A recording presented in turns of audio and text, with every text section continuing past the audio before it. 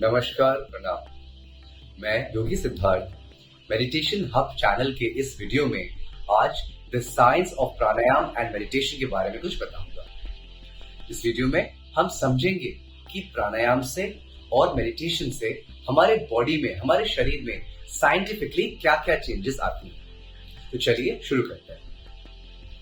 पहला पॉइंट, जब हम प्राणायाम करते हैं हमारा लंग कैपेसिटी बढ़ जाता है।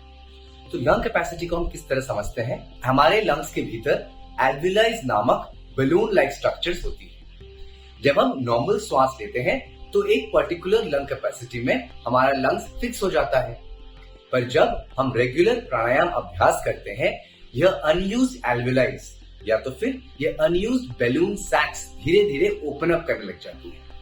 कपालभाति प्राणायाम, भ्रस्त्रिका प्राणायाम और एब्डोमिनल योगिक ब्रीदिंग, थोरैसिक ब्रीदिंग, ऐसे प्रैक्टिसेस से हम अपना लंग कैपेसिटी इंक्रीज करते हैं। फुल योगिक ब्रीदिंग भी एक बहुत इंपॉर्टेंट टेक्निक है मेडिटेशन से पहले जो हम प्राणायाम में करते हैं। यह प्रैक्टिस या यह अभ्यास के बाद हमारा लंग्स ऑटोमेटिकली और एफिशिएंट बन जाता है, क्योंकि यह एल्विलाइज जो है यह ओपन अप हो जाते हैं। कहा जाता है कि हम अपने शरीर में बहुत कम प्रतिशत एल्विलाई ही यूज करते हैं। ज्यादातर एल्विलाई हमारे लोअर पार्ट ऑफ लंग्स में है और गहरी सांस ना लेने के कारण हम उनको यूज ही नहीं करते। सो प्राणायाम अभ्यास से हम अपना लंग कैपेसिटी इंक्रीज करके इन अनयूज्ड एल्विलाइज को एक्टिवेट करते हैं और शरीर में ऑक्सीजन का प्रवाह बढ़ा देते हैं। अब जब शरीर में ऑक्सीजन बढ़ जाता है तो क्या होता है? इसके लिए हम सेल्यूलर रेस्पिरेशन समझेंगे। हमारे सेल्स के अंदर माइटोकॉन्ड्रिया नाम का एक सेल ऑर्गेनेल होता है। इसके भीतर एक बहुत इंपॉर्टेंट केमिकल प्रोसेस होता है जिसको हम सेल्यूलर रेस्पिरेशन या तो फिर ग्लाइकोलिसिस बोलते हैं। ग्लाइकोलिसिस का इक्वेशन है O2 that's oxygen plus C6H12O6 that's glucose, which gives CO2 that is carbon dioxide plus H2O that's water plus ATP and NADPH that is the energy molecule। इसको मोटा मोटी हम समझे तो इस प्रकार समझ सकते हैं कि अगर हमारे शरीर में ऑक्सीजन ज्यादा होगा तो डायरेक्टली प्रोपोर्शनल हमारे शरीर में एटीपी, एडिनोसाइन ट्राइफॉस्फेट भी ज्यादा होगा। यह एटीपी हमारे शरीर का एनर्जी मॉलिक्यूल कहलाता है।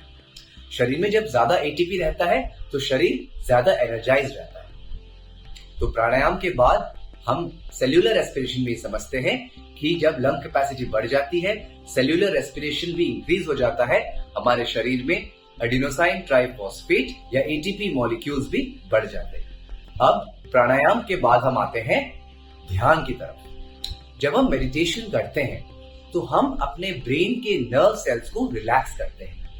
हमारे ब्रेन में जो नर्व्स है वहां electricity in the form of thoughts हरदम दौड़ती रहती है और इसलिए वो स्ट्रेस्ड रहती है। कुछ प्रैक्टिसेस जैसे नाड़ी शोधन प्राणायाम, भ्रामरी प्राणायाम, उद्गित प्राणायाम, इन प्रैक्टिसेस से हम इस एनर्जी को दिमाग से रिलीज कर पाते हैं, इसलिए हमारा स्ट्रेस भी रिलीज होता है।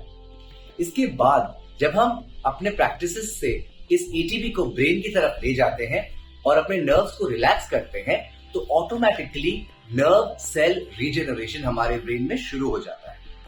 यह एटीपी बहुत इंपॉर्टेंट है नर्व सेल्स के रीजनरेशन के लिए।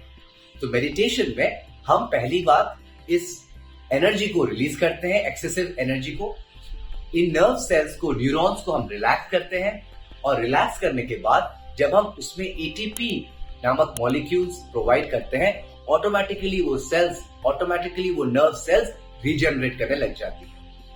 जब ब्रेन में नर्व सेल्स रीजनरेशन होती है तो माइंड रिलैक्स रहता है, डिटैचमेंट का अनुभव होता है, आप लेट गो कर पाते हैं अपने थॉट्स से और आपके थॉट्स आपको डिस्टर्ब नहीं करते। ये हुआ science of nervous system in the brain. इसके बाद हम जरा सा एंडोक्राइन सिस्टम भी समझेंगे।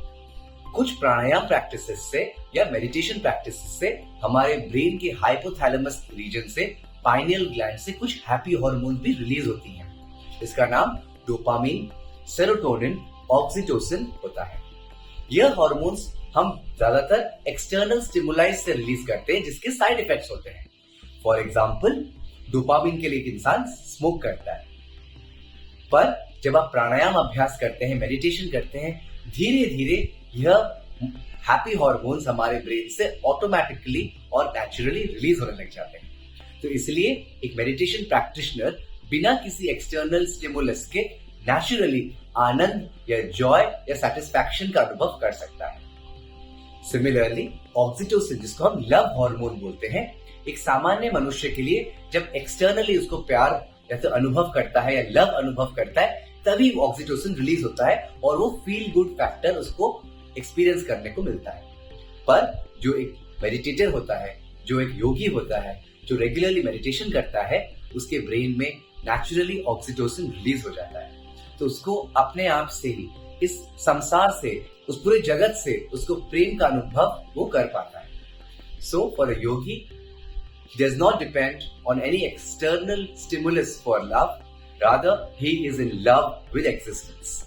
तो ये हो गए कुछ बेसिक साइंटिफिक फायदे जो मेडिटेशन और प्राणायाम से हमको मिलते हैं।